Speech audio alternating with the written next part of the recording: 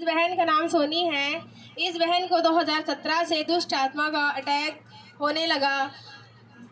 जब अटैक इस बहन को होने लगा तब इनके सिर में और पैर में बहुत ही ज़्यादा दर्द शुरू हुआ और वो दर्द बढ़ रहा था। तो इसके फैमिली के लोगों ने इस बहन को डॉक्टर के पास लेकर गए और इलाज कराया। तो डॉक्टर ने इस बहन को इंजेक्शन लगाया और टेबलेट भी दिया। जब ये बहन उस टेबलेट को खाती थी तब कुछ भी इसको फ़र्क नहीं पड़ता था, दर्द लगातार ही बढ़ता जाता था और इंजेक्शन का भी कुछ भी असर नहीं हुआ इनके बॉडी में। इनका जैसा दर्द था वैसा ही था, वरन और भी बढ़ रहा था।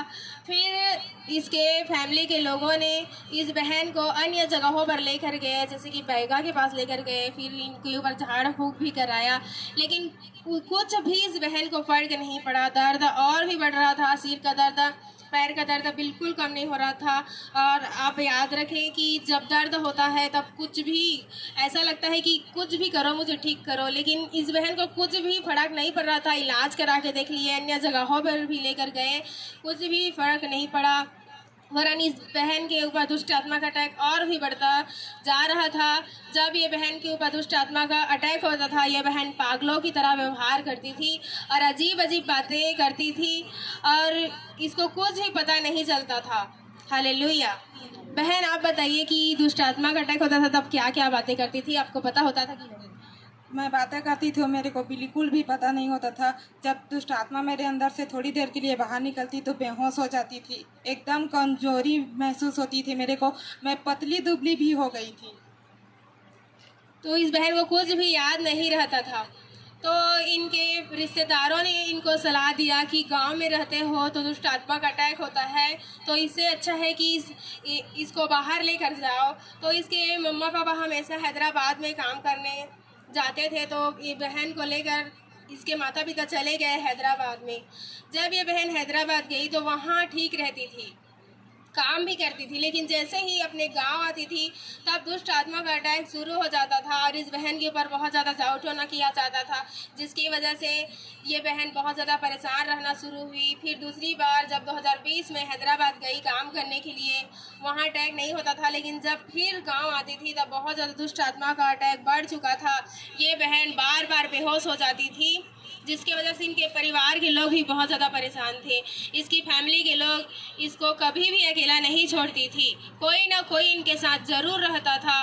जब ये बहन रात को सोती थी तो शैतान इस बहन को थप्पड़ मारता था। बहन, आप खुद बताइए।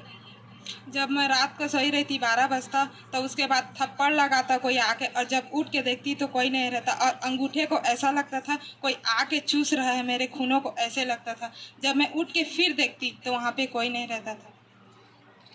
तो ये बहन बता रही है कि दुष्ट आत्मा इस बहन को थप्पड़ ही मारती थी और इनके खुली आंखों से शैतान दिखाई देता था, शैतान इनको नज़र आता था।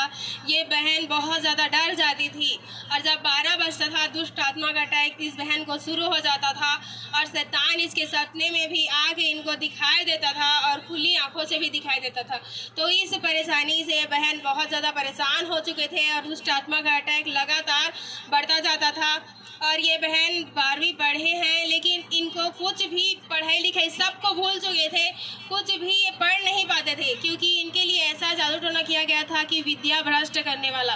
तो ये बहन पढ़ाई लिखाई सबको भूल चुके थे और अपने रिश्तेदार को भी ये पहचान नहीं पाती थी। इन्होंने अपने प्रेयर रिक्वेस्ट टेस्टिमनी में लिखा है। तो हम देख सकते हैं कि इनके फैमिली के लोग इस दशा से बहुत ज़्यादा परेशान थे और रात में सपने में शैतान इनको आता था और परेशान करता था और इनकी बॉडी एकदम भारी वजन लगती थी और इस बहन को आवाज़ भी सुनाई देता था। जब ये बहन उठ कर देखती थी तब कोई भी नहीं रहता था और इनके फैमिली के लोगों को कुछ भी सुनाई नहीं देता था, लेकिन खास करके इसी के लिए जाओ टोना किया जाता था, तो इसी को सुनाई देता था। जब इसको होश आती थी तब ये बहन अपने घर के फैमिली के लोगों को बताती थी। तो इस वजह से बहुत ज़्यादा परेशान हो चुके थे।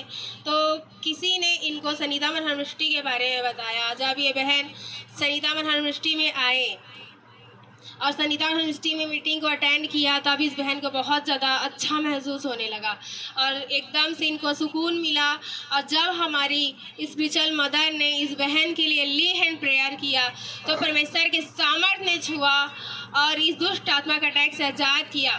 5 सालों से इसको दुष्ट आत्मा का अटैक होता था, लेकिन जैसे ही सनीता मिनिस्ट्री में आए, हमारे स्पिरिचुअल मदर ने इस बहन के लिए ली हैंड प्रेयर किया, उसी समय दुष्ट आत्मा इनके जीवन से बाहर निकली और इस बहन को परमेश्वर ने हील किया, आज़ाद किया, डिलीवर किया।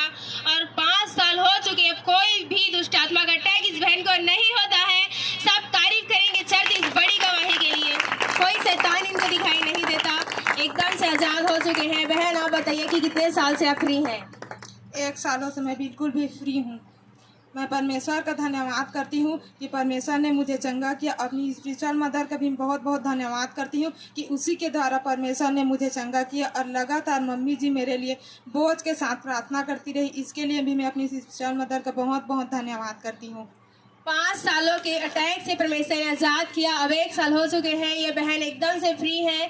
बहन आप बताइए कि जो दुष्ट आत्मा से ग्रसित है, जो बीमार है, उनके बारे में आप क्या बोलना चाहते हैं? मैं उनके बारे में ये बोलना चाहती हूँ कि उन लोग भी ये सनीता मनहर मिनिस्ट्री में आए और अपनी चंगाई को रिसीव करें।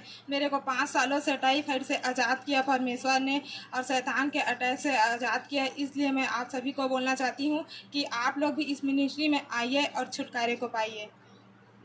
जब दुष्ट आत्मा का अटैक होता था, इनको टाइफाइड भी हो चुका था, लेकिन जैसे ही प्रार्थना को रिसीव किया, आज ये बहन उस दुष्ट आत्मा से, टाइफाइड की बीमारी से पूरी तरह आज़ाद है। सब तारीफ करेंगे इस बड़ी गवाही के